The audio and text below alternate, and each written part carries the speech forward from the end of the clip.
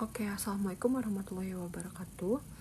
Hello everyone, my name is Indah Pesunaisya from PBA 5D with study number 12320404147. And this is my Sociolinguistic in Education midterm reflection video. In this video, I will discuss two case study from our midterm task. First is language and identity in a multilingual school. And second, language, gender, and classroom interaction. So, I choose these two because they show how deeply language connect with people identity and social position, something we experience every day as students in Indonesia. We often think that learning English is only about grammar, vocabulary, and pronunciation. But actually, it's also about how we are, how we feel, what we feel, and see and other in society. For me, sociolinguistic help us understand that language is not just a tool for communication. It's part of our identity, our emotion, and even our power in the classroom. That's why I think this topic is very important for us as future English teacher. So, case study 1 is language and identity in a multilingual school.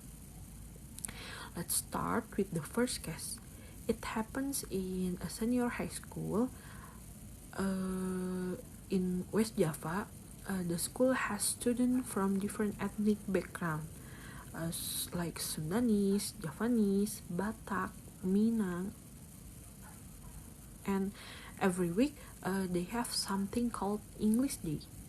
On that day, everyone is expected to speak English in all school activity.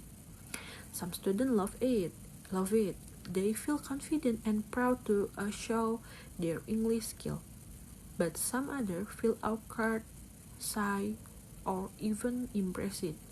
They say things like, "I feel weird speaking full English," or my friends might think I showing off. The situation really show how language and identity are connected. According to Bonnie Norton, our language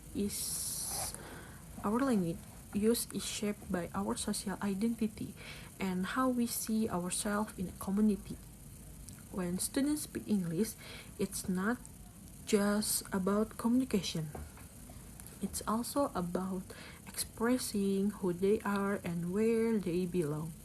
For some students, English represents modernity, intelligence, or success. But for others, speaking English feels like stepping outside of their comfort zone or even their culture.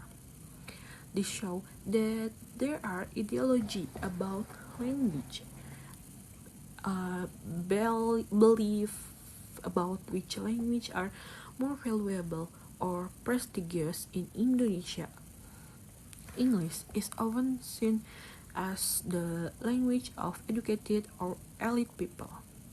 This can create pressure and even linguistic insecurity among students who are afraid to be judged by their friends. I can personally relate to this. Sometimes when I speak English with my friend, they laugh and say, "Wah, so bule banget." Even if it's a joke, it makes me hesitate. And this proves that identity plays a strong role in how we use language. From worldly perspective, English carries linguistic capital, meaning it gives us social advantage in education and career. But that also creates inequality because not everyone feels equally confident to use it. So, as English teacher, we need to understand this tension. We have to make English learning feel inclusive and identity friendly. Here are some strategies that might help. Okay, first allow students to use their first language like Indonesia or local language during brainstorming before presenting in English. Next is use material that reflect local culture. For example, reading passage about Indonesian tradition written in English. Celebrate linguistic diversity by inviting students to compare expression between language. And next, encourage them to tell personal story that connect language and culture. This way, students will realize that learning English doesn't mean losing their cultural identity. It's about expanding it. And next is case study 2 is language, gender, and classroom interaction. So now let's move to the second case. During an English speaking activity, male students dominate the discussion. They often interrupt female students and speak more loudly.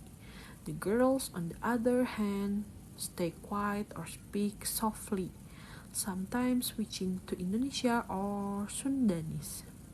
One girl say, "Saya takut salah grammar," and nanti diketawain.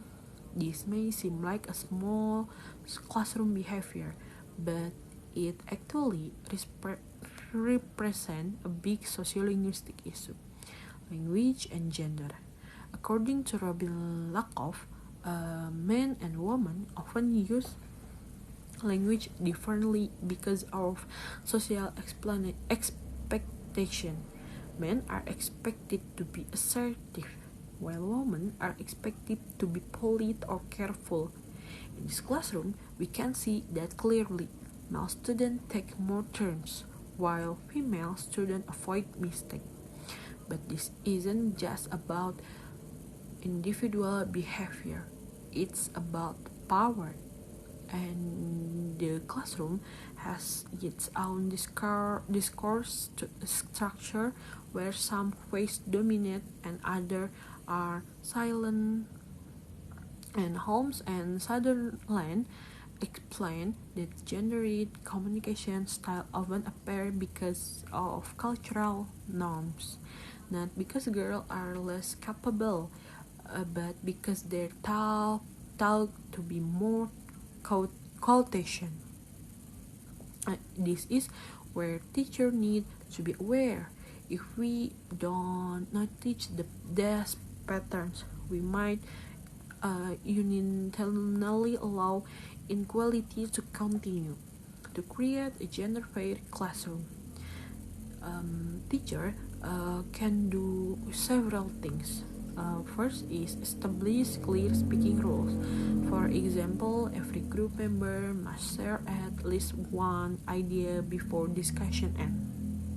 And next is use cooperative learning technique like think, pair, share, where students prepare answer before speaking, so students have time to plan.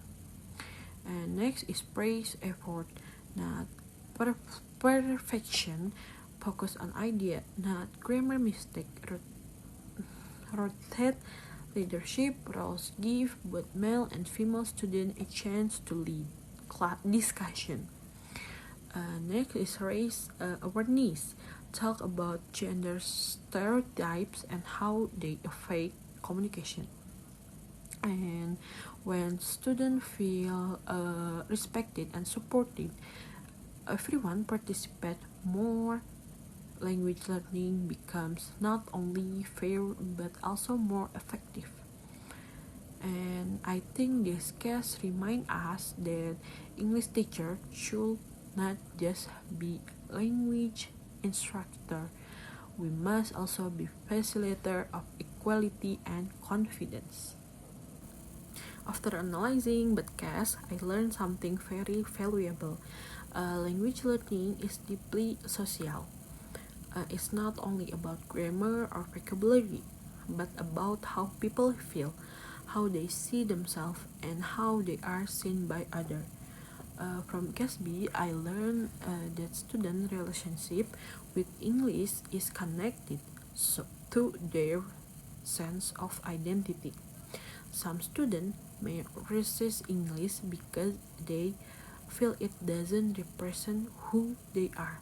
But as teacher, we can help them see English as a bridge, not a barrier between culture. From Cassie, I realized that gender and classroom culture can limit student voice. Some students are silent, not because they don't know the answer, but because they are afraid of being judged. This insight changed the way I imagine my future classroom. If I become an English teacher, I want my class to be a space where students feel safe, mistakes are treated as part of learning, not something to laugh at.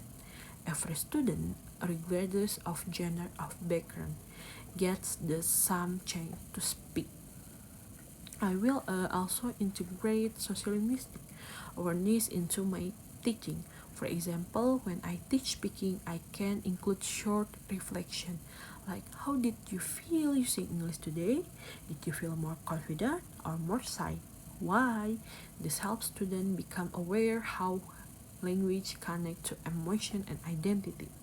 I also believe teachers need to reflect on their own beliefs sometimes without realizing it. We might give more attention to students who speak confidently or who use better English. Lastly, I think sociolinguistics teach us empathy.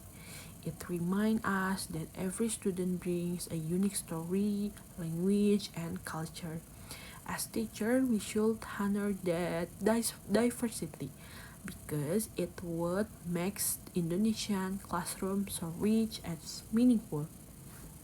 To conclude, learning sociolinguistics has really opened my eyes. It's not only a theory, it's a mindset.